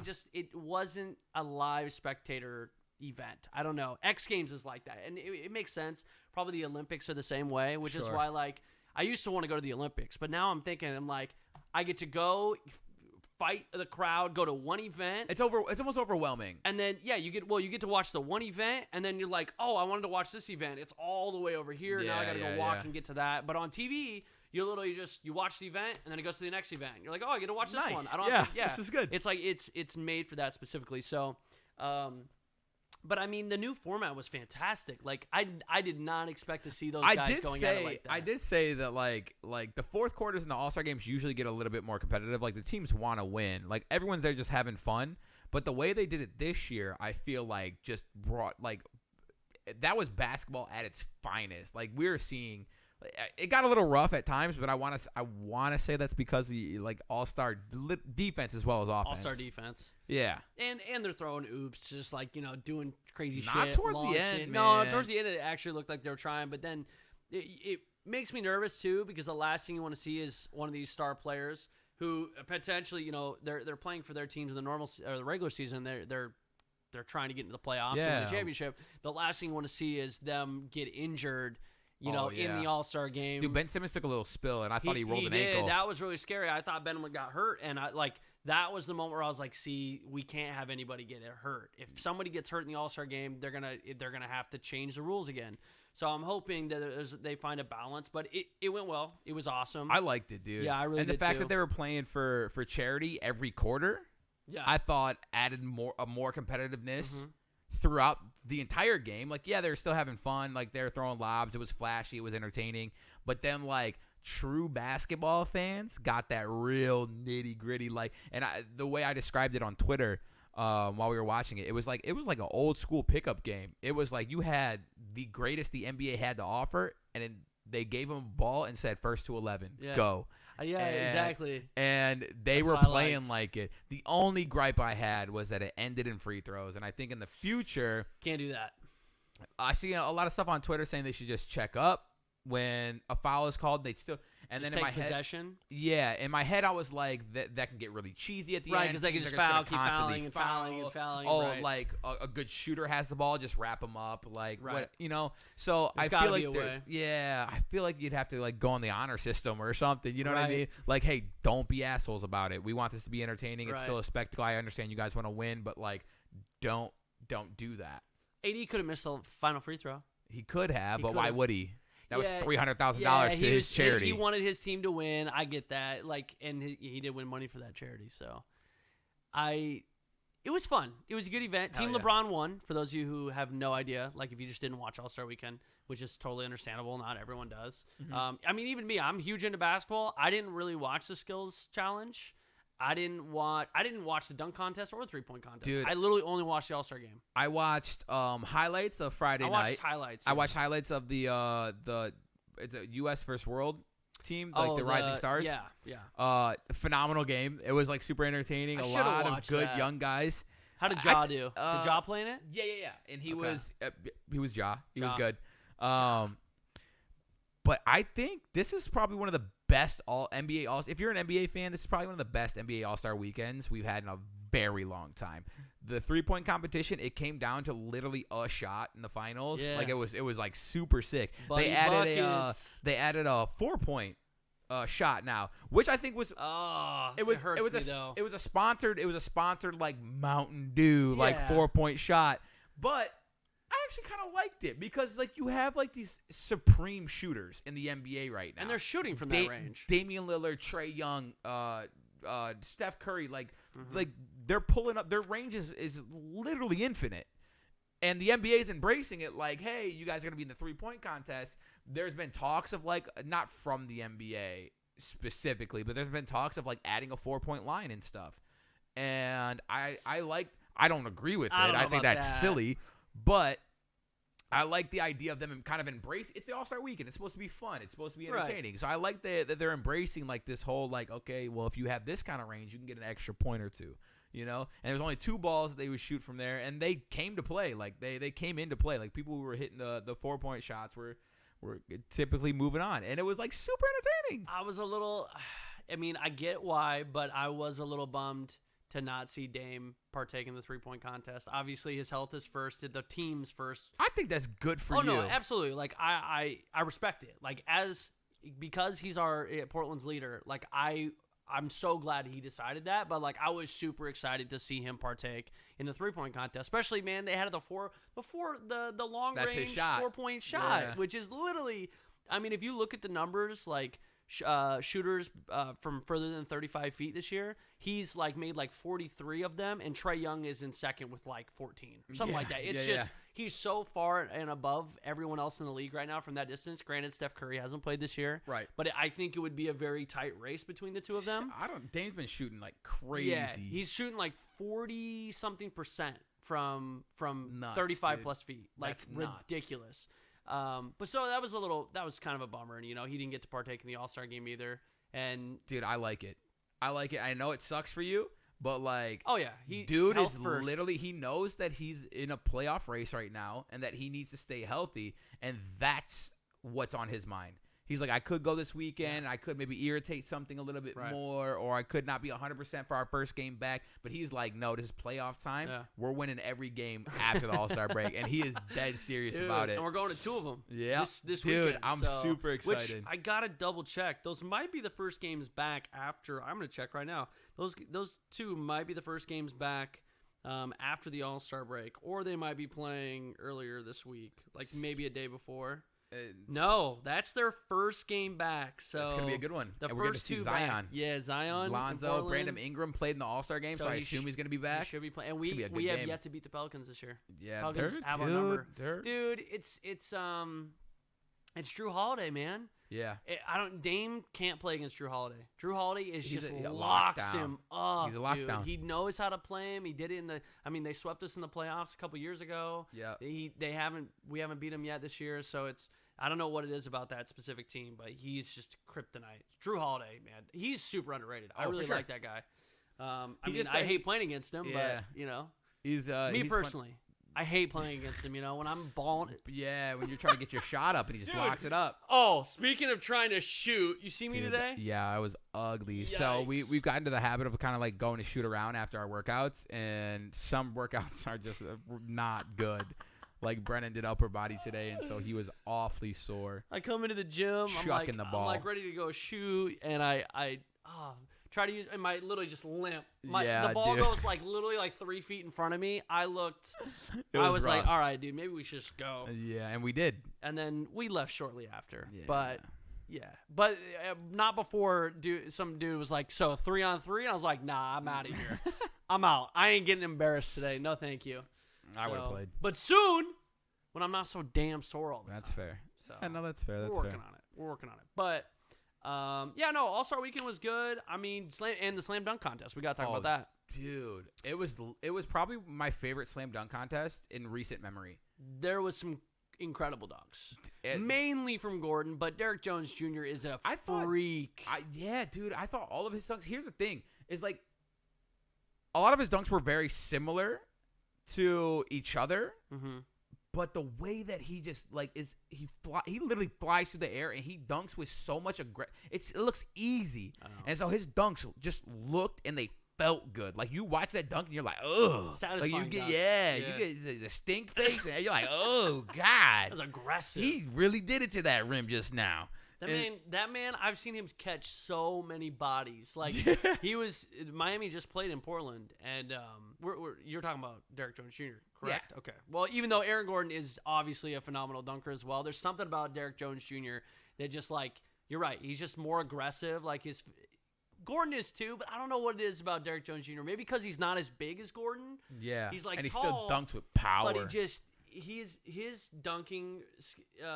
It's just ridiculous, dude. That dude is incredible. It could have been a tie. I do think. Well, here's the issue with Or it though. something. Is Aaron Gordon? I think The most 50s ever. he had a perfect score throughout the entire thing, and Five they straight they 50s? basically Well, they went into a dunk off, and they gave Jones Jr. a 48 on his last. Apparently, dunk. they were supposed to tie him. They had to pick a winner, right? Right. And they gave Jones Jr. a 48, and then Aaron Gordon brings out Taco Fall, 7'7" center, tallest person in the NBA right now, jumps over him and dunks it. Okay, and they gave him a 47. And everyone. That's ridiculous. Everyone was like, that's a 50. He Yeah. jumped over Taco. It's Yeah. over. It's over. And the judges stood up. He had 3 nines on the board and lost on that dunk. Of all dunks, so. And I'm just going to make this one, not taking anything away from that dunk, but Vince Carter, and why I said it was the best dunk competition in recent memory, because I don't think anything will ever top the Vince Carter days. Vince Carter dunked over Sean Bradley, who is 7'6", in an actual game. Yeah. In an NBA game, or it was a USA game. It was both. He did it twice. He did it once in an NBA game and once in a USA basketball game. The one in the Olympics was nuts. Just jumps clear over this man. I mean, that's like an iconic Vince Carter dunk. Yeah. I mean, I feel like Vince Carter has so many of those like iconic dunks throughout. I mean, his 20-year career. How long has he been playing? He's still in the 20 years league. now? Bro, they should have brought his ass to the dunk competition. I don't think he would have can been do better than Dwight, bro. Dude, we got to see Chris Paul finish that alley-oop, his first of his career. That was Dude, actually there was a lot shocking. of just really awesome things this weekend about the All-Star Weekend. It was Chris Paul hit a two-handed alley. Yeah. I've seen that man dunk like 3 times his whole career, and he hit a nasty dunk. At one of my favorite moments, talking about infinite range, it was a buzzer beater from Trae Young at halftime, and it was just like a perfect storm. Like right before the buzzer, the announcer says, Trae Young has it. That's his range. It's true. And then he lights it up from half court, swish. It was so nice. I was like, "Ooh, that's a good basketball moment right there." There were some good moments, man. There were some good moments. I feel like Team LeBron was stacked. Like, I mean, Team Giannis held their own. Giannis came to play, dude. Yeah, Giannis was true. throwing bows. He was not. he did have that chase down on LeBron too. Dude, he had a couple of blocks on LeBron. Yeah. And then he missed 2 dunks. There was actually some weird like misses. Like a couple people missed some free throw line layups at the end. Dude, free throws were Kemba bad. missed a wide open layup. Yeah, okay, there was some contact there, but dude, for an NBA player, like that was down the stretch too. That was like when they were playing to 11 and Mans missed a layup. That was a big layup. It was rough. They could have lost it. They might have lost it because of that. Wasn't Kemba on? Yeah, Kemba was on Team Giannis. Yep, it could have been. Kemba, man, no, Kemba's a beast. Well, that's the thing is, I was like really upset because they kept Kemba in the game, and Kemba's like literally one of the best point guards in the league right now, and he's having a phenomenal season. But he was sucking in the fourth quarter, dude, and I was like, why is he in the game still? And then I watched the first quarter over because we had missed it. Dude was lighting it up. I was like, okay, he was hot all night and just had like not so good fourth quarter. The only thing I think I was bummed out about All-Star Weekend or the All-Star Game specifically is dude, I don't even think Luka played the fourth. No, Luka Sabonis had more minutes than Luka. That's bullshit. Yeah. That's complete bullshit. Yeah. No, I don't no know. offense to Sabonis. I love Sabonis. Baby Sure. Sabonis is dope. Wasn't Luka a starter, though? Maybe. I think so. I didn't see the first quarter. I think he was, yeah. But he didn't even play the fourth quarter. Luka should have been playing. Yeah.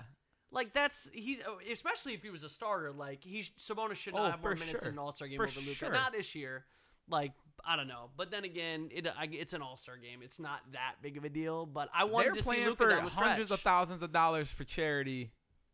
Yeah, Luka should have been in the game. Luka should have been in the game. Luka's a beast. I think one of the worst things I seen on Twitter was like a bunch of people foreigners were staying up to watch Luka, and he didn't even get to play. And he didn't get to play. Yeah, they were like, we stayed up all night for this. Maybe they stayed up all night to watch Sabonis.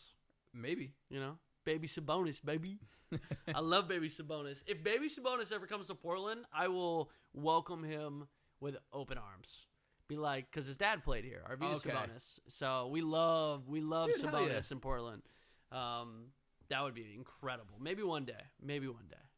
So, But no, All-Star Weekend success. I like the new format. Me too. I'm excited. I hope it stays that route. The only thing I'm not really a huge fan of, and Bam Adebayo, he won. So 2 Miami Heat players won events in All-Star Weekend. The skills challenge. I don't know. I'm kind of over it. I'm just kind of over it. I kind of want a different event. It was cool to see 2 big men win though, or 2 big men. I would like them to just like structure it differently because right now it's kind of change the skills that you required. Yeah, do something because it's the same thing. Make a pass. You go down, they dribble out cones, make a pass, dribble down, make a layup, come back, hit a 3. Yeah, literally the same thing every year. Yeah. Which I get it. It's like a little bit of everything. They need a sponsor to come through and add a 4-point line. There you go. Yeah, except for no big man's gonna be draining. Steven Adams. You see that Steven Adams the half court lob one-handed? It looked like a he softball. was just throwing a piece of paper away from the opposite side of the court. It was casual, dude. I love Steven Adams. I love that beautiful Kiwi. God. It's kind of weird to see his transformation because when he came in the league, I don't know if you remember this. When he came in the league, he was such like a clean cut. I don't think he even had tattoos. Literally no tattoos. I do remember He just had a nice straight like clean cut haircut. Yeah. He had no facial hair. Yeah. And now he's got like this long hair. Dude. He's covered in tats. Looking he's like got, like, Tarzan, a sexy Tarzan. Ooh. He looks like Aquaman. Yes. He's literally Aquaman. Him and Jason Momoa are literally like the same dude. Or Khal Drogo. True. But yeah, he's awesome. Yeah. I fucking love Steven Adams. Me too. He's a good big. I don't know. We could talk about the NBA all day. I'm excited to go to the games this weekend. Hopefully Dame's healthy. Hopefully the Blazers can get back on track. No matter what you guys tell me, no matter what you tweet at me, I am not going to give up on my Blazers. You guys can say, haha, they're not going to make the playoffs. Dude, they have the potential. I got faith. It ain't over till it's over. You know who's not making the playoffs? The Pistons. Yeah, that'd be true. Well, let's not talk about that today. I'm in a good mood. That'd be very true. Yeah, how's that Andre Drummond jersey looking? We don't have to talk about it. What are you going to do with it? Now. Are you going to keep it? I'm going to wear it to the game. You're going to wear it to the Blazers game? Yeah. Okay. Do it, actually. Oh, no. Did the stream go down? We're still recording. Oh, God. We're dropping mad frames. Oh, no. F? Hopefully the stream comes back. It's been having some issues. I don't know if it's a cable issue or what's going on, but did that ever happen to you when you were streaming with that cable? No. Okay. I don't know. We back. Technical difficulties. It's a new setup. Hopefully everything's good. It's been pretty good. I mean, for those of you watching on YouTube, this is temporary. I mean, the area is not temporary, but this makeshift. Our current setup. Yeah. Those of you listening, hopefully things go. Hopefully it sounds okay. It's smooth. We'll try to. Yeah. Baby. But this is kind of something we're going to work towards. We're going to keep improving. We have ideas to kind of make it a little bit more permanent. And then that way, we're going to put some stuff on these walls behind us too. For those watching, if you're hearing us, it really shouldn't change. As long as the audio quality is good, you guys are still going to get the same old podcast you guys have been getting. So we just kind of wanted to, really the only improvements we'll be making is the audio portion. Or is the video portion, excuse me. Visual. So if you're watching this on Twitch or YouTube after the fact, that's for you guys. Yeah. Everyone listening, we love you just as much. We do. And we hope that there will be at least if there's any issues, it's going to be collectively and we just cut it out rather than one of us dealing with a broken microphone. True. Or your one webcam getting blurry because of the connection. At least it's all together now. Except for our graphics package is just completely useless besides the intro and outro. We didn't plan for that. Yeah, I know. But hey, it's a good problem to have. So for sure. And now we're gonna keep using this beautiful camera. It's gonna be great. Is there anything else we want to talk about today? We talked about it a lot. I think that was a solid podcast back. It feels good to be back, and I'm happy that we actually got this set up. I'm happy that we're not missing any more weeks. It should be bi-weekly again from here on out, especially now that we're living together. It was actually really nice. We had a little sit down, and I was like, oh, let's go over the topics before, and we were like sitting there, not just sending each other lists of stuff, and we actually had a conversation about it, and I feel like that's going to become more of a thing in the future. I kind of like not wearing headphones. Same, dude. And I like just have... It's more of a conversation, so it feels like it's more of a podcast. Dude, yeah, it's super Instead natural. of us with headphones on. Because you know me, like when I have headphones on, that's probably why this might even seem quieter than usual. Because I'm usually like this. Hey guys, welcome to the. Yeah, you know, cause, like, yeah. I'm like yelling. We have to yell over ourselves. Yeah, because like we can hear ourselves on our headphones, so it's a different little setup. But we're gonna keep improving it. This for sure. First podcast together. Vern's here. Dude, we got things planned. We got things planned. You guys also we did release. You released a vlog. I released our road trip vlog. Yeah. People seem to really like it. Which makes me just want to vlog some more. So we got some things planned for sure. We got some things coming up. I don't know how much like vlogging I'll do day to day. I mean, I probably will more, especially now because I'm getting into like more of a routine with the gym. Because right now I'm so focused on that I'm like, I just gotta go. I gotta do my thing. You know. But now I'm like, I feel like I could probably incorporate a little bit into the day to day vlog style. So we'll see. But we got some stuff planned. And now we're together. Or we can literally sit here and do reaction videos, all right? We can become real YouTubers. We should. We should do that. We should. You want to watch Two Girls, One Cup right now? Yes. It's one of my favorite videos. On that note, we're going to have to cut the podcast. So we can. Don't forget, guys, if you guys could leave us a review. I don't know where you're listening to this. It could be on Spotify. It could be on iTunes. It could be on what else? Anything. I don't know. Google Podcasts. Yeah. Anchor. Just sauce a review. Leave a comment. Do what you want to do, and then we're gonna read some of our favorites next stream. Yeah, we're gonna read our favorites. If you guys are watching next podcast, good call. 2 weeks. We do apologize for missing 2 weeks ago. Again, he was moving here. We were driving. We drove 38 hours straight. And like I said, if you want to find out more about that, go check out the road trip vlog over on the YouTube channel, youtube.com/GoldGloveTV. You guys can check out all our other info down below or in the description of this podcast or wherever it may be. You can find it. I promise. Hit the subscribe button. Follow the podcast for future episodes. And we love you guys. Thank you so much for listening. I hope you have a wonderful day. And hopefully these things just continue to improve. Yeah, we're gonna. And this is going to be a weird transition right here, but we love you. We will see you guys in 2 weeks. We're trying to get it all sorted, and I got to get my music queued up on my phone. Yeah. Here we go. I just want to We're thank you guys in. so much for listening and being here and just supporting us constantly. And I want you guys to know that you're beautiful. They can't hear you. And Goodbye. We appreciate you. Left me with these memories. Now I'm missing somebody I knew, and I know it wasn't you. Why'd you have to fool me like that? Caught me into. Now tell me that you love me, keep me guessing, and whisper that you want me so bad. Got me thinking that we can last forever.